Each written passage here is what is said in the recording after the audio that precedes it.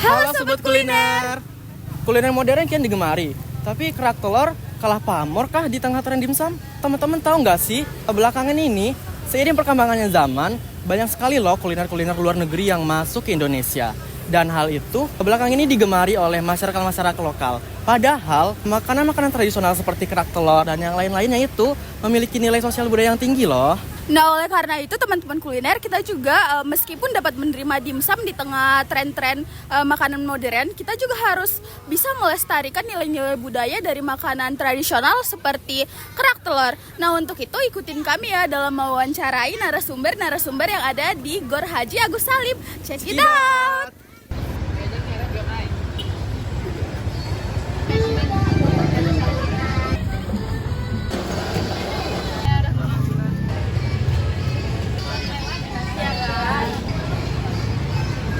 Halo Sobat Kuliner. Nah, kali ini saya lagi ada di Gor Haji Agus Salim dan kita lagi di tempat yang sangat hits banget nih. Karena apa? Karena makanannya enak, terus harganya juga ramah di kantong dan banyak banget yang beli pastinya, dan spesialisasi dimsum. Nah, sekarang aku lagi sama manajer yang ada di Raja Dimsum ini nih teman-teman. Nah, yuk kita cari tahu yuk di balik kilas terkait dengan Raja Dimsum dan juga apa aja sih yang menarik di Raja Dimsum.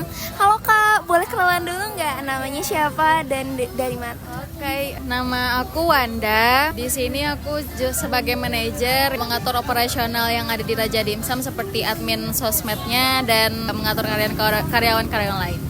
Yang kita tahu kan Raja Dimsum ini banyak banget ya Kak cabangnya ya Kak. Tapi kenapa sih Kak Raja Dimsum attachment di Gor Haji Agus Salim ini? Yang pertama itu karena Gor Haji Agus Salim ini emang menjadi ikon kuliner ya di Kota Padang. Kalau misalnya ada yang pengen ngemil apa gitu bingungnya carinya ke Gor Haji Agus Salim. Nah, karena itu makanya kita nyari tempat juga di Gor Haji Agus Salim biar kuliner kita juga banyak yang dicari sama orang gitu ke Gor. Apa aja sih Kak varian dimsum yang laris di Haji Agus Salim ini Kak? Yang banyak beli sama customer itu lebih ke dimsum original dan mentai ya, karena dimsum mentai itu sendiri udah menjadi best seller kita di sini. Dan ya itu aja sih, original dan mentai. Boleh cerita sedikit gak sih Kak terkait gimana sih atau terinspirasi dari mana sih Kak buat belajar bikin dimsum ini? Belajar bikin dimsum itu udah belajar otodidak ya, karena melihat peluang dari dimsum itu bisa dimakan oleh anak-anak, orang dewasa, remaja, pokoknya semua kalangan bisa makan dan tidak makanan berat dan tidak makanan ringan juga. Jadi sedang-sedang, jadi bisalah peluang untuk semua kalangan bisa ini ya dimakan sama orang-orang. Banyak kayak yang beli ya. Kapan sih Kakak ngeh dan teman-teman owner juga ngeh sih kalau tren dimsum ini tuh udah mulai ada di Kota Padang? Baru-baru ini ya kayaknya kalau untuk tren itu sendiri, karena kalian juga untuk misalnya kalau ada yang ngerayain ulang tahun juga nggak yang dicari bukan cake lagi, dan yang dicari sekarang dimsum cake, dimsum birthday gitu. Jadi mungkin itu ya dilihatnya dari tren-trennya itu. Nih kalau mulai jualan di Gor Haji Agus Salim ini kira-kira dari mulai tahun berapa ya Kak? Dari tahun 2022 itu bulan Oktober. Dari mulai kapan sih Kak pembeli itu ramai banget nih di Raja Dimsum ini, kayak membludak kayak biasanya? Itu jam-jam berapa tuh Kak? Untuk ramenya itu biasanya di weekend ya, Sabtu atau Minggu. Cuman kalau misalnya di weekdays juga ramenya sama sih sama yang sekarang, alhamdulillah. Karena dari jam malam itu tuh banyak tuh yang ngantri untuk dimsum gitu, untuk ngemil-ngemil ya. Kakak sempat penasaran gak sih Kak gimana respon pembeli yang udah nyobain Raja Dimsum di sini? Alhamdulillah positif banget ya, dan sekali nyoba itu nggak bisa sekali aja, harus dicoba terus ya. Jadi kita alhamdulillah responnya positif sih. Dalam sehari itu mungkin bisa 6.000 sampai 8.000 pieces terjual. Jadi alhamdulillah. Itu seluruh outlet Kak? Iya, untuk seluruh outlet. Semua cabang di sini totalnya itu 6.000 sampai 8.000 pieces terjual. Sebanyak itu ya Kak? Alhamdulillah. Tapi kalau terkait tips and tricks dari Kakak nih supaya cita rasa dimsum ini masuk nih sama orang-orang di Padang itu gimana Kak? Itu terus berinovasi sih, terus memperbaiki rasa itu sendiri, karena ada mungkin kritik dan saran dari pembeli, kurang ini kurang itu Kak, dan kita juga pasti bakalan dengar sih semua saran dari pembeli biar semuanya cocok di lidah masing-masing gitu. Boleh nggak sih Kak sebutin di outlet Raja Dimsum ini ada di mana aja Kak? Untuk outlet Raja Dimsum itu ada di Gor Haji Agus Salim, di Pasar Baru, di depan Sendik, dan juga di Lubuk Lintah. Itu ada 3. Rencana nggak Kak buat open another booth lagi? Ada, tapi kan kita harus lihat peluang-peluang di mana biasanya kuliner itu ada lagi ya. Kayaknya itu dulu ya Kak, pertanyaan-pertanyaan yang bisa kira-kira jadi inspirasi buat teman-teman. Makasih banyak ya Kak Wanda udah datang buat wawancara kali ini. Dan semoga Raja Dimsum makin sukses. Semoga cabangnya nyampe nih ke luar kota juga nih ya kan. Semoga banyak banget orang-orang yang suka sama Raja Dimsum, apalagi ini enak banget di Padang. Itu aja teman-teman atas wawancara kali ini. Terima kasih banyak Raja Dimsum yang udah ngizinin kami buat wawancara terkait dimsum. Dan sampai jumpa, dadah. Halo guys, kenalin aku Dinda dan aku dengan siapa? Aku Mutia. Oke, baik. Di sini aku mau interview salah satu pelanggan Raja Dimsum. Sebelumnya kakak udah sering beli dimsum di sini? Aku perdana sih kak. Oh, perdana. Kakak taunya dimsum ini dari mana? Aku taunya di Instagram dan aku sering lewat di Gor ini, makanya pengen nyoba. Aku belum pernah coba, tapi aku pernah di beberapa tempat nyobain dimsum mentah ini enak sih, makanya aku mau nyobain di sini. Oh gitu. Kenapa kakak lebih tertarik sama dimsum atau jajan-jajanan lain itu kenapa? Karena dimsum makanan favoritku. Oh gitu. Oke, gitu aja ya. Terima kasih. Dadah.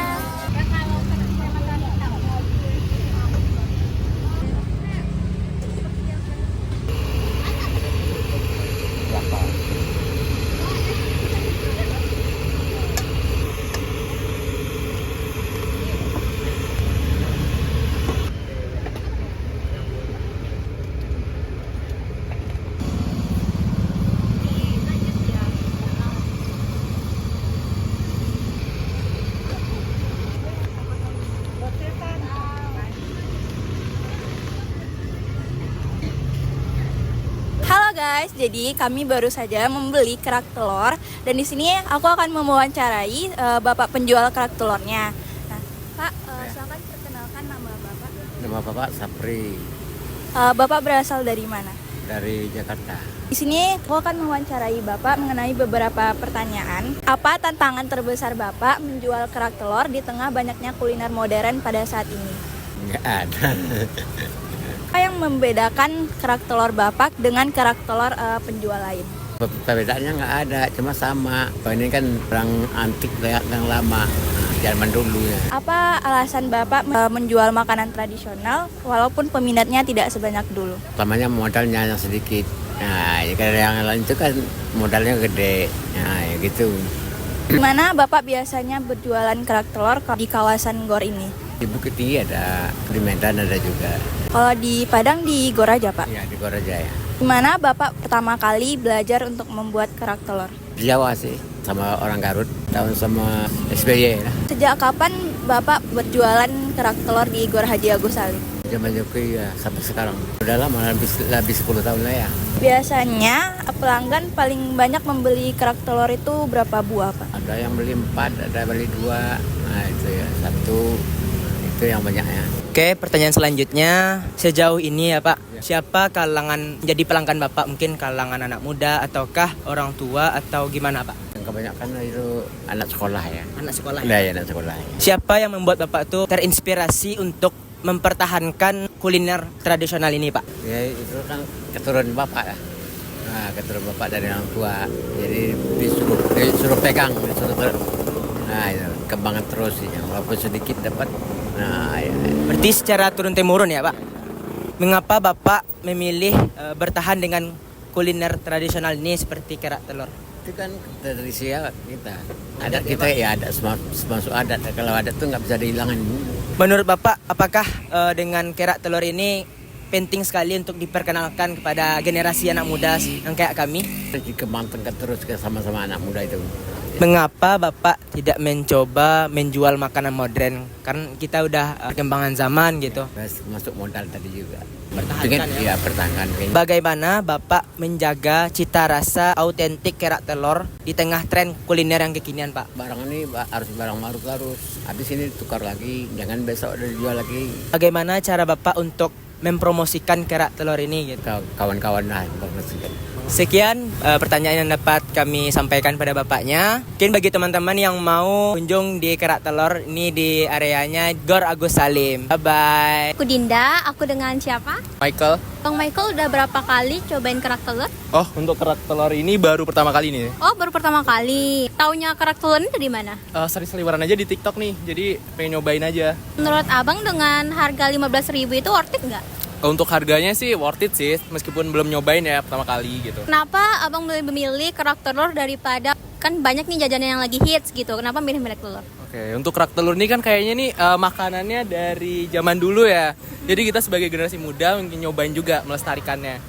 Wah, bagus sekali ya. Karena Abang udah jawab pertanyaan-pertanyaan aku ada sesuatu nih buat Abang. Ini ada kerak telur gratis buat Abang. Semoga suka ya. Terima kasih. Iya. Oke guys, jadi kita udah selesai nih mencari tahu apa aja sih yang bisa kita dapat dari kerak telur dan dimsum.